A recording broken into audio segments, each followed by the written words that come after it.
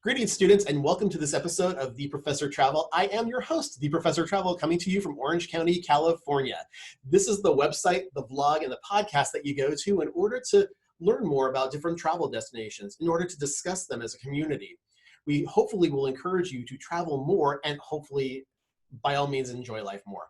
Now, you can reach me on a variety of different social media, but first and foremost, starting with my website at www.theprofessortravel.com. You can also reach me through either YouTube or Facebook at The Professor Travel. I'm now available on TikTok if you're into that. So you can find me there at The Professor Travel. If you're an Instagrammer, it's a little bit more complex. You can find me there at the_professor_travel. If you're on Facebook, you can follow me there at The Professor TR1. And finally, if you're a blogger, you can find me on Blogspot at theprofessortravel.blogspot.com. Today, my visiting professor is Trish Elliott. Trish, tell us a little bit about yourself, some of your credentials, and maybe some places that you've traveled to before. Sure. Thanks so much. So I have an undergraduate degree in Spanish and an MBA, and traveling is my passion. If I could be somewhere different in the country or outside the country every day, I would.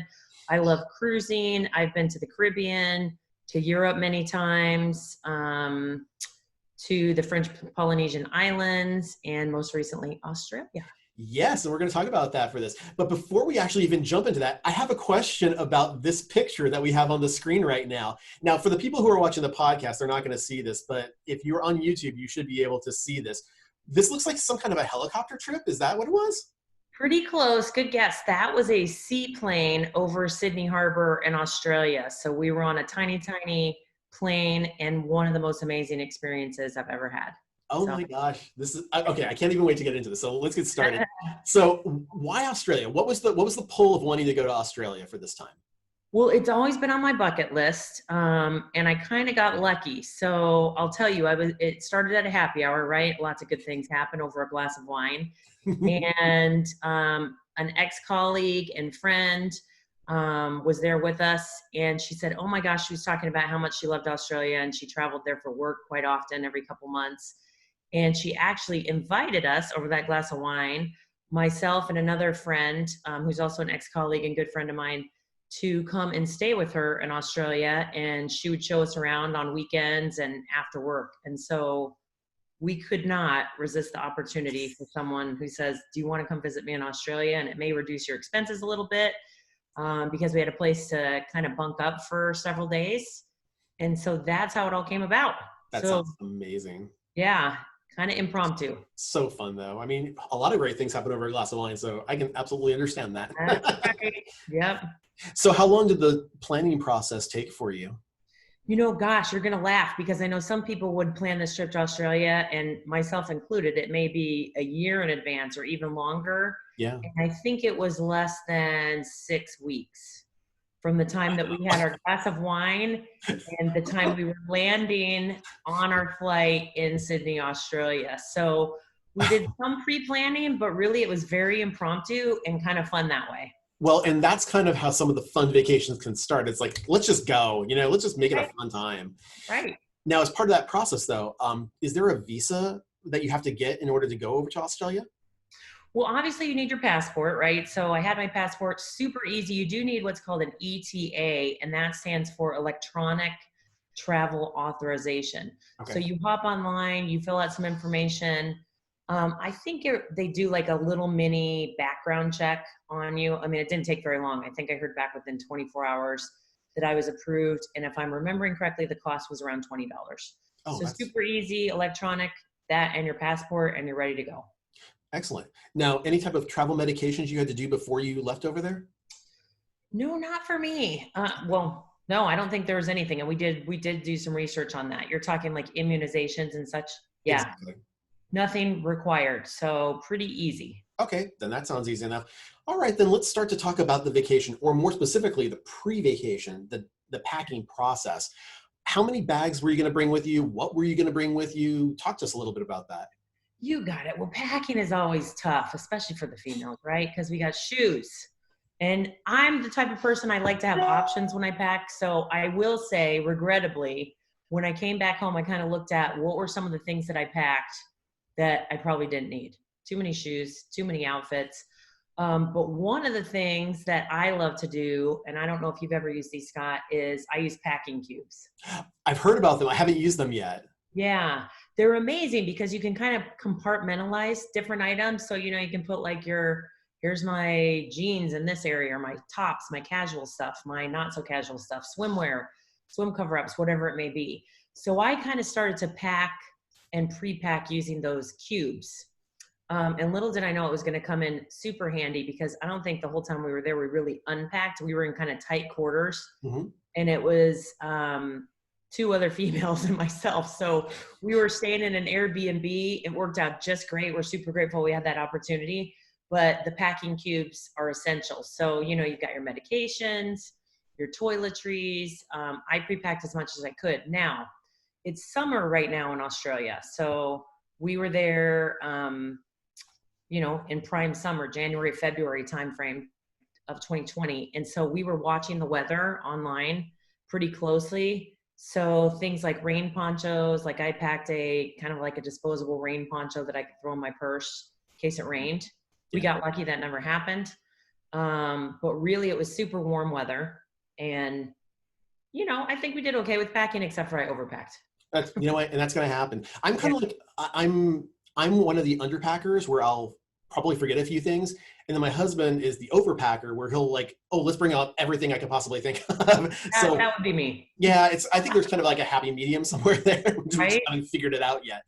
Also, one other thing I wanted to bring up to my students that are out there that I just actually started getting into, since you brought up the packing cubes, another travel tip that I will give to my students out there is that I recently got these vacuum, like there are these vacuum bags that you get where you can put your dirty laundry in there, and it saves a ton of space, because what you do is they're like a giant Ziploc bag in a way, but the air only goes one way once it's sealed.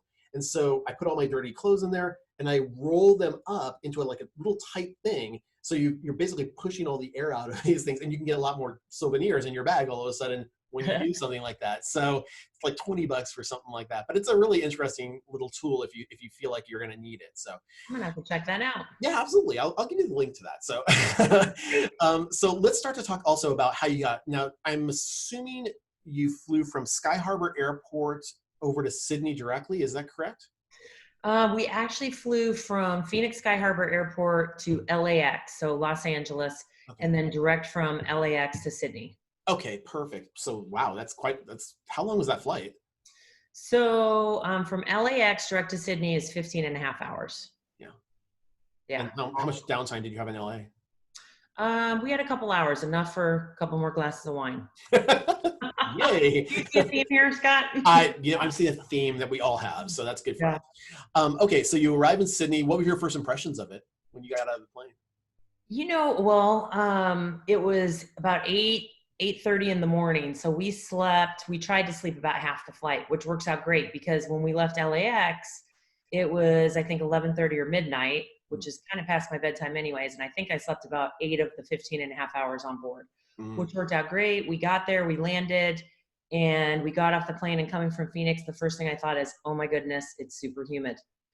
Because it was warm, you know, it's summertime. But it was daylight. We were excited. You know, we were checking out the scenes as we were flying into Sydney, and just couldn't believe, you know, how lush it was, all the water, and, you know, just how beautiful it was. We were super excited. Yeah. But you're absolutely right when you say the humidity is quite a departure from what we had in Phoenix. I lived all over the country. I lived in Southern California most of my life. Then I moved up to Jersey City, New Jersey, Columbia, Maryland, then lived in Phoenix for a few years. And between all those places, I mean, I love the weather in Phoenix. You know, it's kind of one of those dry heats, and it is really very nice, especially when you're just like being covered and you're not feeling the direct heat. But when you're going to a place that's incredibly humid, like Thailand or Florida, or in this particular case, Australia, it can really impact you. I'm certain of that. Yeah. So, yeah. Yeah, absolutely. Okay, so let's start to talk about, since you didn't have any pre-vacation destinations, I'm going to leave that one off. Let's talk about the accommodations while you were there. Now, were you staying with your colleague, or were you in an Airbnb? I think you said you were in an Airbnb. We were for the most of the time, but on the front end, we spent a couple nights at a hotel, right down the street from Sydney Opera House. Okay. And we were Nice. fortunate enough, the other gal that I traveled with, she had a ton of points and she used points. And it was a very nice high-end Marriott right in the heart of Sydney. Wow. Yeah. Beautiful view of the Gold Beautiful. Coast. And were you in Sydney the entire time? We were. We kind of, debated, do we leave Sydney? Do we go to the Great Barrier Reef? We even talked for a couple days about, do we hop on a flight and go to New Zealand? Mm. But what we decided is we're in Sydney. There's so much to do, so much to see. We probably could have spent months in Sydney and still not seen it all. But that we were going to maximize our time, cut out additional travel time, and just stay in Sydney. So we were in Sydney for 10 full days. We did have one excursion that we booked as we got there because people kept saying, hey, you need to go to the Blue Mountains and see how beautiful it is. And so we booked an excursion. That was an all-day excursion that we really loved. So I highly recommend going to the Blue Mountains. Okay. On that excursion, we also got to go to a wildlife rescue place. Oh. So we saw kangaroos, we saw koalas, and all the wildlife of Australia, which was even more meaningful because, as you know, Australia has really struggled with wildfires. Yeah. Months and months. And so, by some estimation, they've said that they've lost over 1 billion wildlife, kangaroos, koalas. So it was really cool and meaningful to do that. I had never seen a koala, never seen a kangaroo, and we were up close and personal, with them. So were you actually there when the wildfires were going on? We were there. So, most of the wildfires are out in the bush country. So, Sydney, there was maybe 1 or 2 days where it was a little bit hazy and you could see some smoke in the sky, probably like what we're used to seeing in LA and Phoenix when it's just kind of a bad pollution day and the skyline looks kind of gross. But that was actually from wildfire smoke. So yeah, and the fires are still going on, but it unfortunately doesn't really impact Sydney where we were, but I know lots of people, animals and firefighters and such, first responders have been impacted there. Yeah, absolutely. Well, let's get to a brighter conversation now. Okay. Let's talk a little bit about the itinerary. So you're going to be in Sydney for all this time. Let's break it down over just maybe the 10 days. What are some of the highlight activities that you experienced that you really enjoyed? So one of the things that was really cool, and I don't know that everyone will get this opportunity, but we happened to be there. Again, it wasn't planned. We happened to be there during what's called Australia Day. And Australia Day is kind of like, the equivalent of 4th of July in the States. And so we actually got to see fireworks over the Opera House, over the Harbor Bridge. Amazing. I mean, kind of like a once in a lifetime thing that you see, on TV New Year's Eve. But what I would recommend, if you're an outdoor enthusiast, or even if you're not, it's a several hour hike, trek, walk. Bondi Beach, which is one of the most famous beaches, of course, in all of Sydney, has a walk, and it's called the walk from Bondi Beach to Coogee, and Coogee is another beach. And you walk through the most breathtaking scenic route that I've ever been on, and there's stairs that are built in and walkways. You walk past a cemetery that doesn't sound very enticing, but actually it was like probably one of the coolest cemeteries that I've ever seen, overlooking cliffs and, the beaches and water. And it's like, just when you leave one stunning beach, you walk a couple hundred more feet and you look down and there's another stunning beach. If I can interrupt you for just 1 second. Sure. For my students that are out there, I don't want you to dismiss any place, even a cemetery, because sometimes you'll really be surprised. When I was in France, I actually came upon this cemetery, which is in effect an outdoor museum. And they had tour guides of the cemetery. They had people that were going there. That's where Jim Morrison was buried. It was where Chopin was buried. It was where Emma Peel was, her ashes were there. I got to see Oscar Wilde's grave. So it's the who's who of who is buried there. So right. You can see some amazing mausoleums and artwork. Because again, remember, places like Paris, that's what they base themselves on, their artwork. So when you go to these different places and you'll see, cemetery that are open to the public to view, in some cases, it's not really so much morbid as much as it's a really beautiful way of remembering the people who were there. So again, just want to pass that on to, so to speak, pass that on to people. Yeah, and you're not really walking so much through the cemetery. You're kind of passing by it on on a destination path. So it's just kind of the scenery, and they're all, you know, all the tombstones are above, kind of like if you've ever been to New Orleans, you see some of the cool cemeteries there. So beautiful, most beautiful scenery I've ever seen. So highly recommend that. You know, we also loved Manly Beach. The beaches, the scenery, everything about Sydney. Like I said, I could go back and spend months there. There's also a really cool town called Newtown, kind of like a hippie, artsy little neighborhood that we explored. So we loved going to the different neighborhoods and seeing the different architecture, and really just like talking to the locals and enjoying, you know, local food, lots of great seafood if you're a seafood lover, Yeah. you know, different cocktails, and just really enjoying everything that there was to look at. I mean, we couldn't stop looking everywhere. I was going to ask you on the topic of food, did you really go for more of the street food angle, or were you at the more formal restaurants? Like where were you at in that spectrum?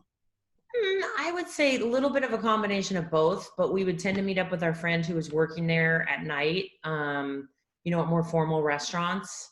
And then in the daytime, we're a little bit more casual. So, but I love seafood. And so I took every opportunity I had to have seafood every day and pretty much every dinner. Okay. So let's talk about the wines for a second, because the wine industry, both in New Zealand and in Australia, is massive. It's as large as France is. It is as large as California is. Talk to me about some of the things that, I mean, did you have an opportunity to do any sampling while you were down there, or did you have some? Oh yeah, we had tons of wine. We didn't do a formal wine tour.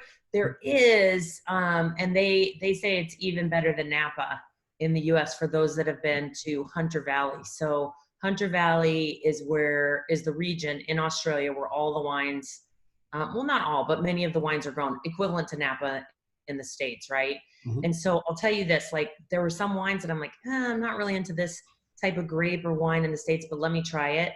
The Shiraz was one of my favorites in Australia. Oh, I'm not, you know, I'm probably more partial to red wines than I am white, yeah. but I found myself, and maybe it was the weather and daytime, you know, sampling some wines, I found myself almost drinking more whites. I preferred the white wines there during the daytime, and then sampling kind of all of them at night. But Yeah. definitely check out the wine if you're a wine connoisseur, even if you're not, just giving them a try, because they're a little bit different than what I was used to in a good way. Excellent. Yeah. Now, talk to me about this seaplane excursion. What was that all about? Oh, thanks for reminding me. That was like probably one of the highlights too. See so many things. So we decided, hey, it's a once in a lifetime opportunity. And we saw the seaplanes kind of circling over different places of Sydney. And so we looked online, read reviews on TripAdvisor, Yelp, and some other online places where a lot of people book excursions, and found a company that did seaplane excursions. And so we did that.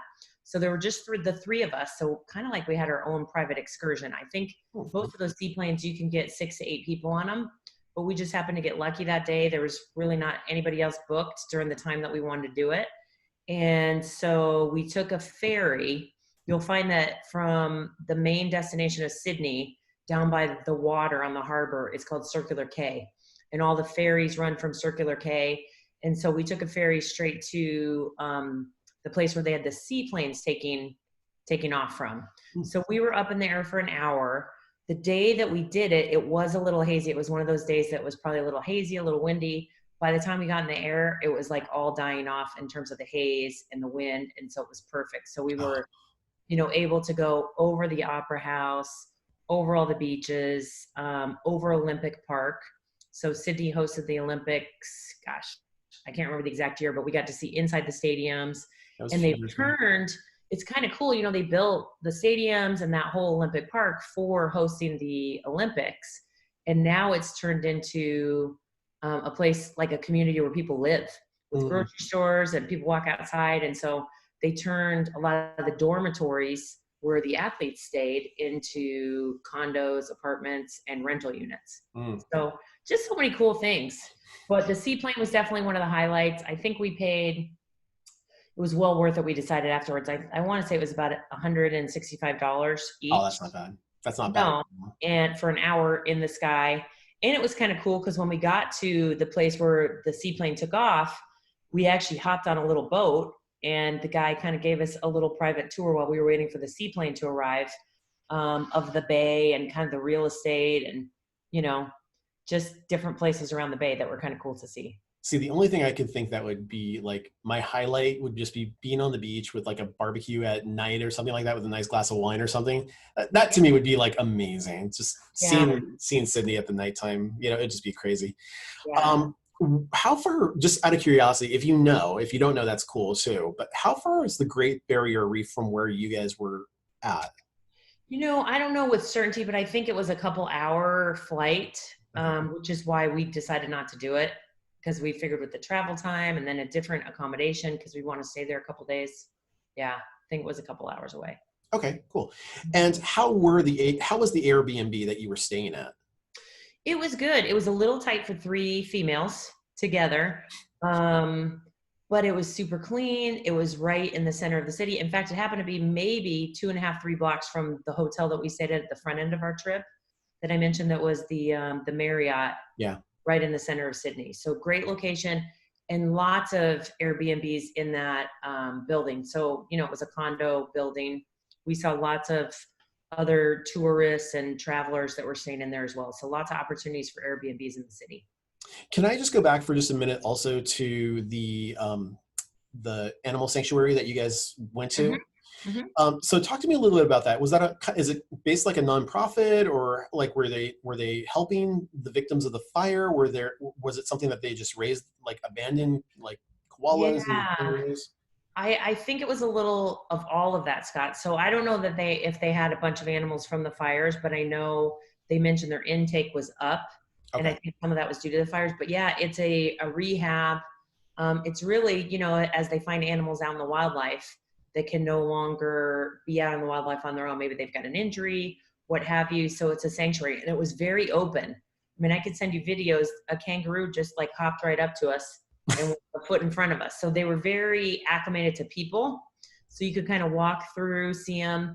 You know, of course, it's touristy too a little bit because they've got some pre-planned excursions going through there. But anyone could go and visit, and I think you pay a fee that goes to help, you know, continue to save or rehab the animals that are in there. Oh, So that's awesome. everything from different kinds of birds to snakes to you name it, it was in there.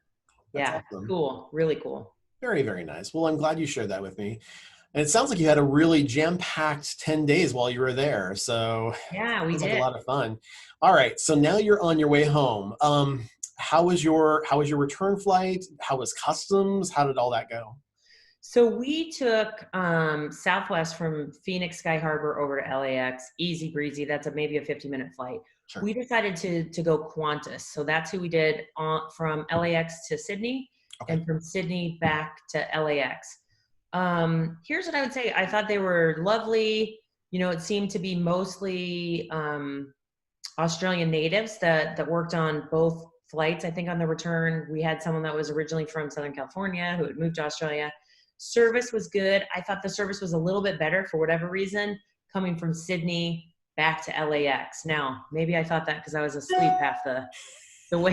Wait, I did not sleep one wink on the return from Sydney to LAX, and that's because we left at like noon. So I Oh, wasn't that's a long tired. time. It was hard to sleep, but it's also a little bit shorter coming back because of tailwinds, giving you a little bit of an edge in the return. So super easy. We didn't have any flight delays. The service was pretty good. You know, they've got little screens on the back of the seats, tons of entertainment. So you don't even have to worry about, you know, downloading Netflix or anything. They've got movies, series, anything you could need. Do you So, have do you have like TSA PreCheck or anything like that? you know what? I do have TSA PreCheck, but not global. Not global. Okay. Be helpful for going out of the country. Now, we also have another friend that lives in Australia in addition to, well, the gal that we went with, she doesn't live there, but she's an ex-colleague of ours. But we actually know somebody who's now a dual citizen. He was originally from the States and now has dual citizenship. And he was our tour guide around there. And one of the things he asked us is he said, hey, when you guys are flying back home, are you going through LAX? And he looked at us and said, I hope you're not. And we said, why? He goes, oh my gosh, because the lines and customs can be pretty problematic. Yeah. And he was right. So now I know when he flies from Sydney back to the States, which he does a couple times a year, he said he always goes through San Francisco. Yeah. So I will say this, it was 6 a.m. when we landed, LA time. And I think every other international flight landed, or they sit on the tarmac and wait because customs doesn't open till 6 a.m. LA time. So it was literally hundreds, if not thousands of people all rushing to go through customs at the same time. And we were kind of scrambling to make sure we met our return flight from LAX to Phoenix, but it all worked out. So excellent. Give yourself plenty of time if you're going through customs in LA. Well, and that brings us to the pros and cons of this specific trip. So let's talk a little bit about the positives. What were some of the pros of going on a spontaneous trip to Australia? You know what? I think no expectations, and just kind of living it up day by day. There were a couple things we planned and we talked and did some research up front, but it was less stress because oftentimes when you go on a big trip like this, you've got every second of the day, every minute, filled. And believe me, we kind of did end up doing that, but we weren't stressed about, oh, tomorrow we have to do this or the next day this. So I think it was less stressful. And it was just kind of a little bit more spontaneous and fun that way. Yeah. I like that. Anything that you would want to recommend to maybe a first-time traveler, things to be aware of? One of the things that was really cool, I'm used to going to foreign countries and it's like, oh, I better get some money or some cash in the local money that they use. So they do have their own money. They have Australian dollars. We never went to an ATM and took out Australian cash. And what was the coolest thing, we have Apple Pay with the Apple Watch in the US, but it's much more prominent there. We could get on ferries with this. We, at dinner, would just hand them our, little Apple Pay. Yeah, we could split the bill. And so that was like super cool to us. We're like, gosh, we thought we were high tech in the US, but they're more high tech than we are. So I would say, don't overpack, don't stress it. Anything that you need, you could get there. The other thing is keep in mind that plugs for the ladies that use things like hair straighteners, curling irons, all the important stuff. You're going to need a different type of plug, a converter, and you're also going to need a power converter, or your hair straightener or your curling iron will literally blow up. It could cause a fire. So those are important to pack and look into. Very important safety tip as well. So thank you. There you go. Yeah. Also, any other value adds, cost savings, things like that? Did you actually go, when you were booking this, did you go directly through the airline's website, or did you go through like a Priceline type thing, like a travel aggregator site? You know what? We did go directly to the airline. So, and it was pretty reasonable. If you're planning this trip in advance and you're going to be in Sydney, you could buy things like, a week or a 2-week ferry pass. We didn't because we weren't sure how much we were going to use the ferry. We ended up going a lot to the beach, which you take the ferry if you're going to Manly Beach, for example. So you could do that for cost savings. There's probably some things you could do too. We did notice that, locally Groupon is active there for a lot of the travel and tourist places that people go. So you could save some money that way as well. Oh, cool. That's actually really good. I like that. All right. Well, Trish, I want to thank you so very much for taking the time to share this information with all of my students out there in radio land and over in podcast land and on YouTube. So I really appreciate that.